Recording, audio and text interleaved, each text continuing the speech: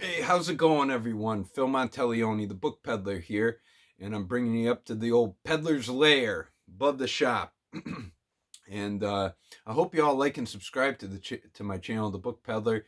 You stay up to date on book picks, in-store, out-store activity, and book reviews. And I thought I'd do something a little bit different. Um, I'm in self-quarantine still, and this is one of the movies I was watching, Legends of the Falls. I don't know if any of you out there have seen it, but I definitely recommend it. It's got Brad Pitt in it, Anthony Hopkins, Aidan Quinn, and it's kind of a drama movie. Um, it's a tragic story, basically. It takes place up in the Dakotas. And also, thank you to my sister Alicia and her husband Ethan for giving me a TV here. The one I was using was broke, so every movie I was watching, I could only see like half the movie. So I'm just not big with TV to begin with. So I mean, I'll watch DVDs and stuff. But anyhow, back to the topic. But thank you two, and thanks to my neighbor for providing me with some Fireball whiskey, because I drank every other bottle that I had during this quarantine, so I'm a little dry right now until I go out again. But anyhow, what I want to say was I was in Arizona a couple years ago, and I was in a used bookstore, and I came across this book. It's called Indian Legends and Other Poems by Hanford Lenox Gordon. And it's a beautiful looking book. And what obviously struck me, as probably it would many of you, is this elk here and the gold inlay.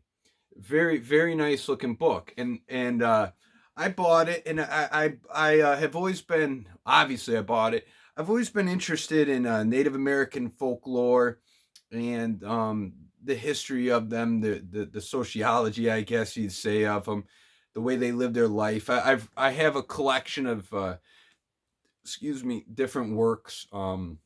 Off the top of the head, like Black Elk Speaks. That was a really good book. I can't think of other ones right away. But besides the point, I didn't find anything on Gordon. And when I bought the book, I turned to the contents and I saw that there was a poem titled Legends of the Falls. Now, I assume that this poem inspired the movie. It's a tragic poem, takes place in the Dakotas, just like the movie. But actually, apparently, a man by the name of, let me get his name, I wrote it down. Jim Harrison wrote three novels or novellas, I believe they're called, like short stories. And that's what inspired the movie. Now, I couldn't find anywhere if Harrison was inspired by this poem. I would assume to some extent he would have been. But a small background on Gordon, and I'll show you the title page. I'll show you his picture. Gordon spent a lot of time in the Dakotas and among the Dakota tribe. And here he is. This particular publication is the Salem Press Company, 1910. So there you go. And he was an excellent writer. And I'll read you a little something that he wrote in the preface that I liked. I have not written for profit nor published for fame. Fame is a coy goddess that rarely bestows her favors on him who seeks her, a phantom that many pursue and but few overtake.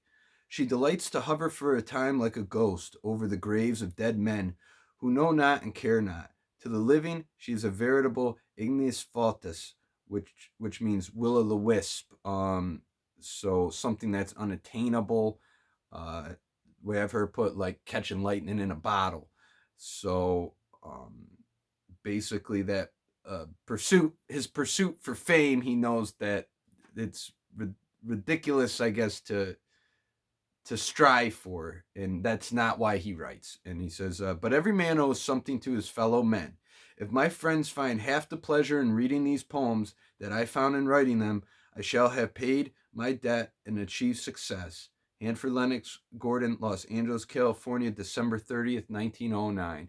I just like the way Gordon goes about his business. You know, he seemed to be a well-spoken and well-written individual. And I'm not a poet by any means, but I just could not believe that I did not find anything out there on Hanford Lenox Gordon. And I thought he deserved to be out there. He's not in the YouTube world from what I can tell. And general Google searches are a little bit hard to find the guy.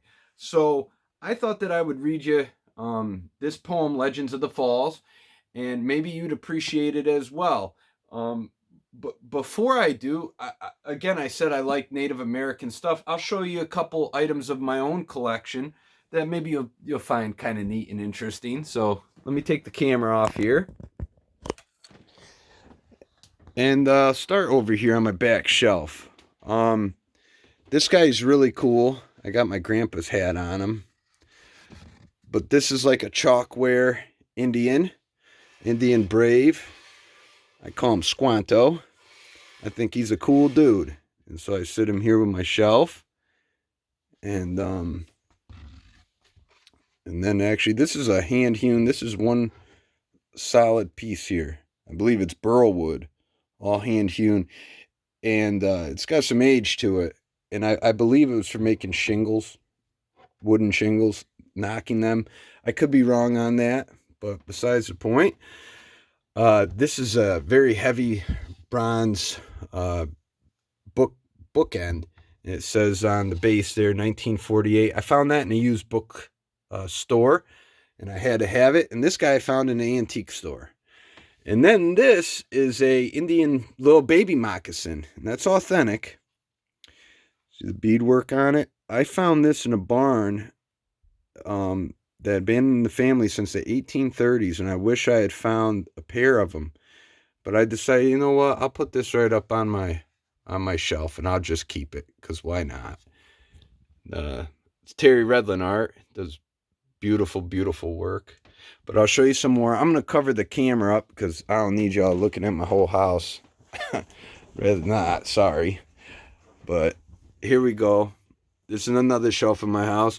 My mom makes these, and they're out of ceramic. Boy, the lighting's a little rough. But if you can see that, she does beautiful work. And, whoop. And then, look at that. It's a hand-carved beaver. He's pretty cool, huh? Somebody made that out in Canada. And then here's another Indian mom painted. Doesn't she do a great job? And this, the guy who set up at one of my events, he's a flint napper. And he made this, and so I keep it right on the shelf. And then here's another thing Mom made. The eagle, the bear, and the wolf. Pretty impressive, huh? So I thought I'd show you a couple of those things covering the camera. All right. I can't self-incriminate myself. All right, let me put it back on the stand. I wish I had my video editor. I'd edit this stuff out. But okay. And so, all right, so I'm back. And I'd like to read you this poem, because I think it's a great poem. It's a tragic poem. Just like Harrison's novels, and just like this DVD, Legends of the Fall. And, you know, usually if I'm listening to something on a podcast or something, I know this isn't that. But if you don't want to see me sitting here and reading, you know, I'll do the dishes or do the laundry.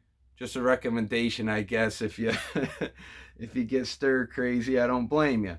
But anytime there's an asterisk in here, I'll let you know, and I'll read you what they're talking about. And some of this is in Dakota language, at least certain terms.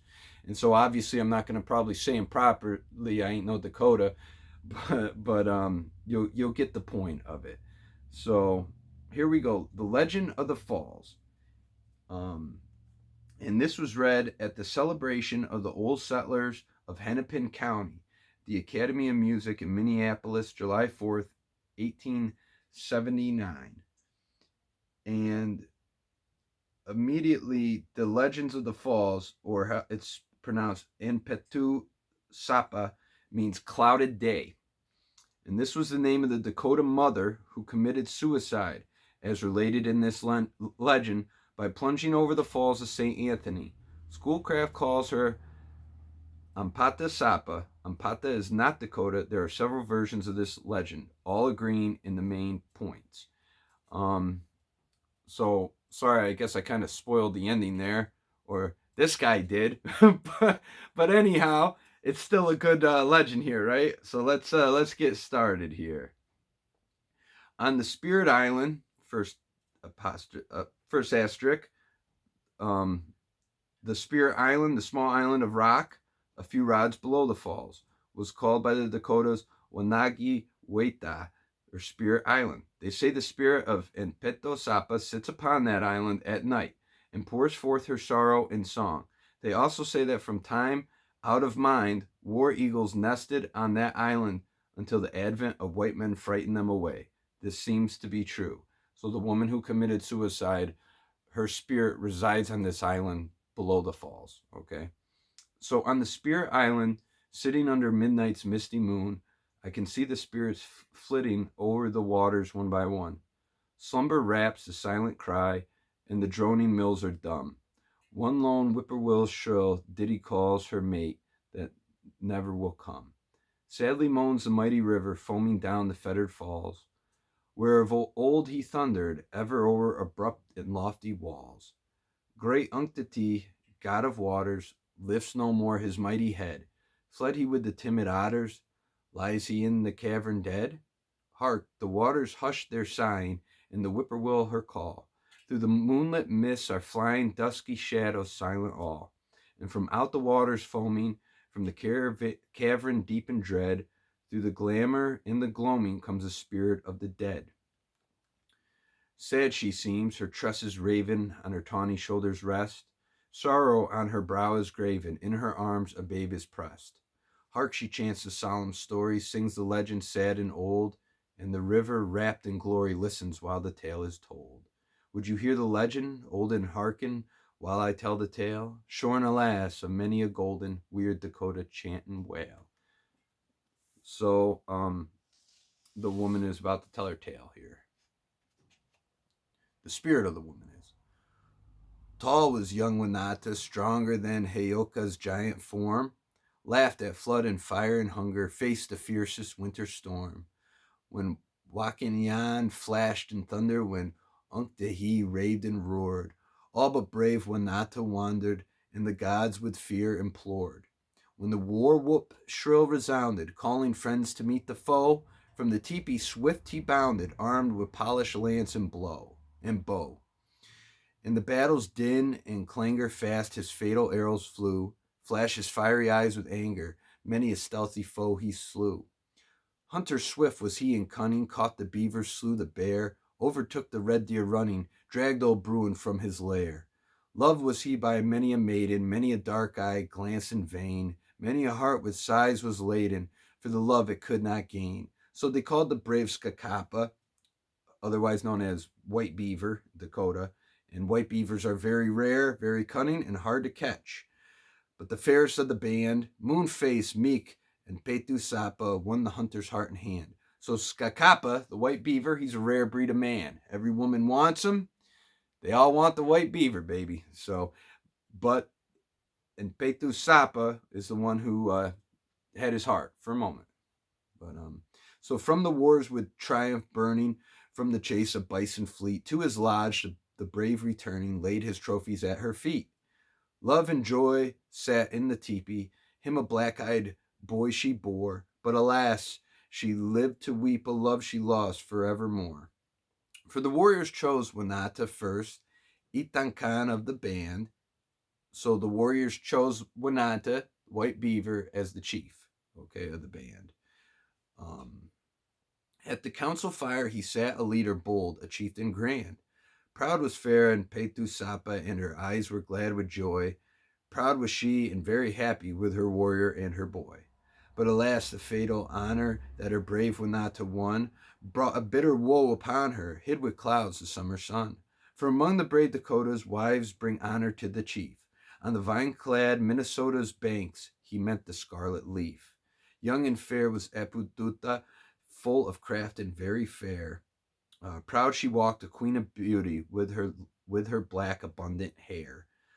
So Epe Duta, this is another woman comes in the picture, and she's called the Scarlet Leaf in Dakota, apparently, and she's entering the scene. And she looks like she's going to catch the old white beaver's eye. So, In her net of hair she caught him, caught Wanata with her wiles. All in vain his wife besought him, begged in vain his wonted smiles. Epe Duta ruled the teepee, all Wanata's smiles were hers. When the lodge was wrapped in a sleep star, beheld the mother's tears. So sleep a star is there's an asterisk. And stars, the Dakotas say, are the faces of the departed, watching over their friends and relatives on earth. So the stars are crying because it's foreseen what's about to happen. Um, Long she strove to do her duty for the black-eyed babe she bore, but the proud imperious beauty made her sad forevermore. Still she dressed the skins of beaver, bore the burden, spread the fare, patient ever, murmuring never, though her cheeks were creased with care. In the moon Maga Okada, twice 100 years ago, ere the black robe's sacred shadow trailed the prairies as pathless snow. So black robe stands for Jesuit priest. But down the swollen rushing river, in the sunset's golden hues, from the hunt of bear and beaver came the band in birch canoes. On the Queen of Fairy Islands, on the Witawaste shores, and Witawaste means beautiful island, the Dakota name for Nicolette Island, just above the falls, okay? Okay, so on the Queen of Fairy Islands, on the Witawasta shore, Camp Wanata, on the highlands just above the cataract's roar. Many braves were with Wanata. Apuduta, too, was there, and the sad and Pupeta Sapa spread the lodge with wonted care. Then above the leafless prairie leaped the fat-faced laughing moon, and the stars, the spirits' fairy, walked the welkin one by one. Swift and silent in the gloaming on the waste of waters blue, speeding downward to the foaming, shot Wanata's birch canoe. In it stood Empetu Sapa, in her arms her sleeping child. Like a wailing Norseland drapas rose her death song weird and wild. A drapa is a Norse funeral wail in which the virtues of the deceased are recounted. So his wife is going over the falls with the baby, okay? And this is what she's crying out as she goes. Miniana, Miniana, that means my husband. My husband, my husband. My heart is stone. The light is gone from my longing eyes. The wounded loon in the lake alone. Her death song sings to the moon and dies. It continues. Miniana, Miniana, my young heart flew far away with my brave to the bison chase. To the battle it went with my warrior true, and never returned till I saw his face. Mihiana, Mihana, my brave was glad when he came from the chase of the red deer fleet. Sweet were the words that my hunter said as his trophies he laid at Empetu's feet. Mihiana, Mihiana, the scarlet leaf has robbed my boy of his father's love. He sleeps in my arms. He will find no grief in the starlit lodge in the land above. Mihiana, Mihiana, my heart is stone. The light is gone from my longing eyes. The wounded loon in the lake alone, her death song sings to the moon and dies. Swiftly down the turbid torrent, as she sung her song she flew. Like a swan upon the current, dancing rode the light canoe. Hunters hurry in the gloaming, all in vain Wanata calls, singing through the surges foaming, low she plunges over the falls. Long they search the sullen river, search for leagues along the shore. Barker babe or mother never saw the sad Dakotas more. But at night or misty morning, oft the hunters heard her song, oft the maidens heard her warning in their mellow mother tongue. On the bluffs they sat and chanted till the blush of beamy dawn. Spirit Isle they say is haunted, and they called the spot Wakan. So it's pronounced Wakan, and it's a sacred inhabited by a spirit. So many summers, which is obviously, how do you say it? His wife's dead spirit. Many summers on the highland, in the full moon's golden glow, in the woods on Fairy Island, Nicolette Island, walked a snow-white fawn and doe, spirits of the babe and mother sadly seeking by the shore, for Wanata's love another turned away forevermore. Sometimes still when moonbeams shimmer through the maples on the lawn, in the gloaming and the glimmer, walked the silent doe and fawn, and on Spirit Isle, or near it under midnight's misty moon, oft is seen the mother's spirit, oft is heard her mournful tune. So that's the end of it. It's a sad, tragic poem. But again, I thought it was a really neat poem. I've really been enjoying his writing here, and that's the book again, The Legends of the Falls by Hanford Lenox Gordon. And I hope you enjoyed the poem. And if you have time to maybe try to find yourself a copy, and also maybe check out the movie Legends of the Falls. I think it's really cool. And yeah, I figured I'd make that quick video. I hope you all enjoyed that poem. And you know, until next time, everyone, I'll see you again. Okay.